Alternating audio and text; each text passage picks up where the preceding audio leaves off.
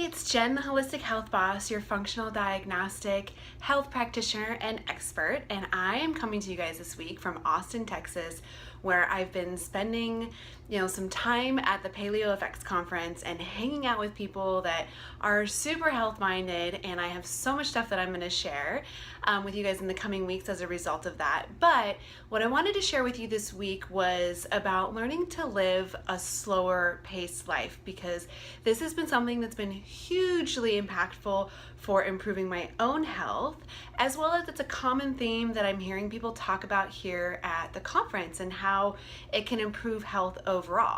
In this day and age, we live in a very fast-paced life. We have, technology that gives us anything that we want at the push of a button. We're getting emails and text messages all the time. We're, getting up, we're running in the morning to get the kids off to school. We have to sit in traffic. We get home, there's things to do. On the weekends, there's more things to do. And we really never slow down and do just nothing. I mean, really ask yourself this question. When was the last time that you literally sat and did just nothing? You sat and maybe felt the sun shining on your skin and your face and the breeze going through your hair and your nose, and also the sound of maybe the birds or just nature or whatever it is going on outside. I can bet that it's been a really long time or very infrequently that happens for you. And that was the case for me too, until I realized that living a really fast-paced life and being on the go all the time can be extremely detrimental to your health. So let me kind of break this down for you guys and tell you what happens. When we're constantly on the go, moving all the time from, responsibility to responsibility, or marking things off of our to-do list and never slowing down, what we're doing is we are essentially invoking what we call the fight or flight response all the time. We're constantly on the go. And this has to do with your central nervous system and something specifically that we call the sympathetic nervous system. And that is the fight or flight response, or also known as your stress response. So as you're moving really fast, you get up early in the morning, you immediately look at text messages or emails, you're rushing to get out the door with the kids, and you're sitting in traffic, then you're going from meeting to meeting at work, and then you're in traffic on the way home, and then rushing to get dinner done, and never really having time to yourself. All of that all the time is eliciting that fight or flight or stress response. Now, as a result of that stress response, what your body does is it releases cortisol, the hormone cortisol, which is a steroid hormone that is part of the endocrine system, which also, involves your thyroid and your pancreas and balancing blood sugar and energy and all of these other things, fertility for us. And so when we're releasing cortisol like this all the time, it can have an impact on all of those other hormones and parts of the endocrine system. And then what happens over time with that is we get cortisol dysregulation, because you're always in a fight or flight response all the time. Now, in addition to that, being on the go and eliciting this type of stress response also, has a negative effect on our gut health. We have good and bad bacteria in the gut, and they respond to stress. So whenever there's stress around, those bacteria actually release something called biofilm. And that biofilm can then have a negative impact on the microbiome on the gut, which can make you more susceptible to colds and flus, or parasites and bacteria and yeast overgrowth.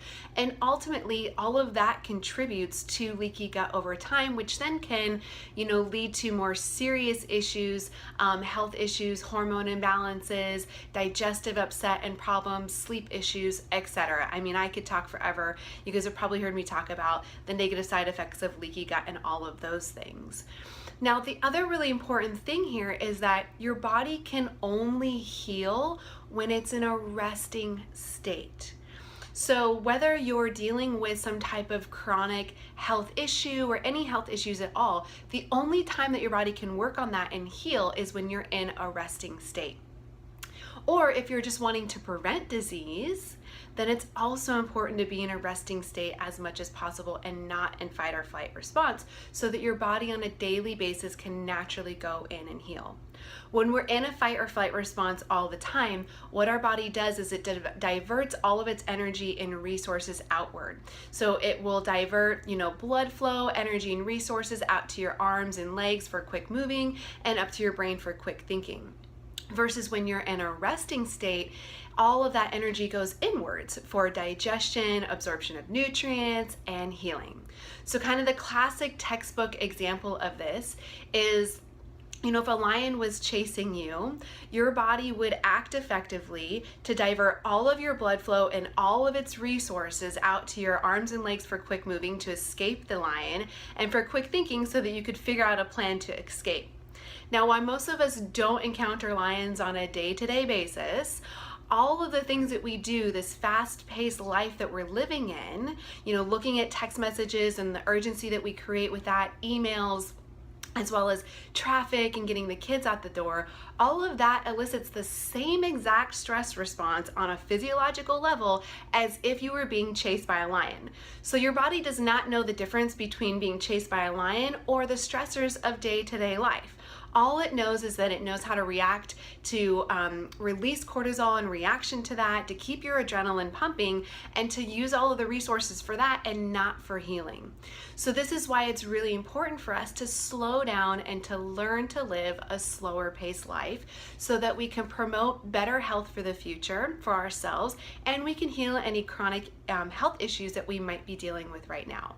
Now, this was something that was really hard for me to learn at first because I was an A-type girl who, loved always having things to do on my calendar, social engagements, as well as marking things off my to-do list. I would literally get kind of like a high off of that. I loved to be busy all the time. So I've really had to learn the discipline of kind of slowing down.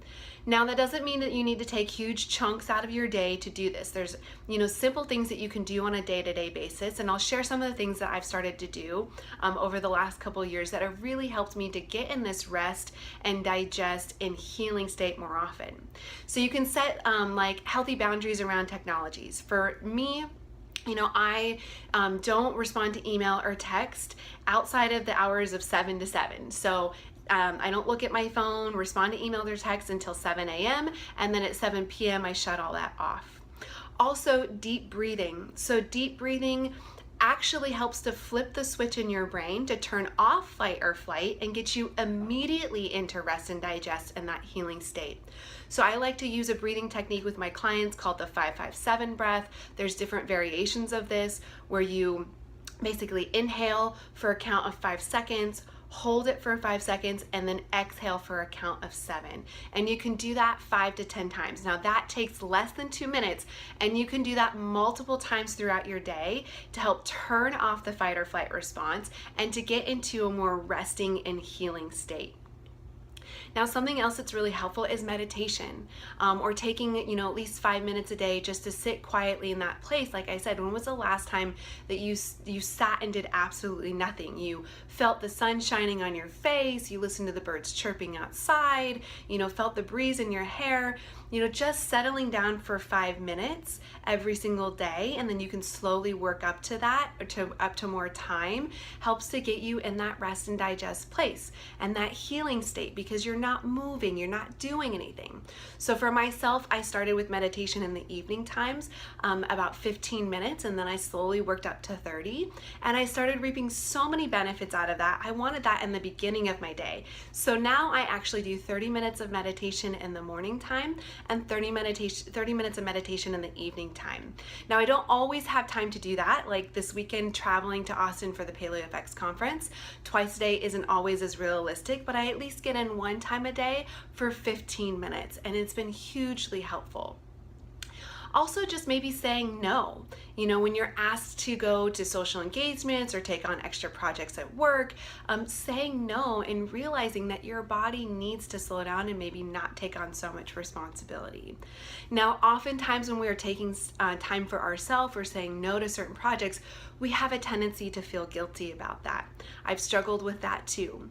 But ultimately, changing the mindset around that and realizing that the more that you invest in yourself, the more you can invest in others and give to others. If you invest 5 minutes a day to do more healing and resting, you actually will be more productive at work, or more available to your family, or more present in your life, and have more quality out of that.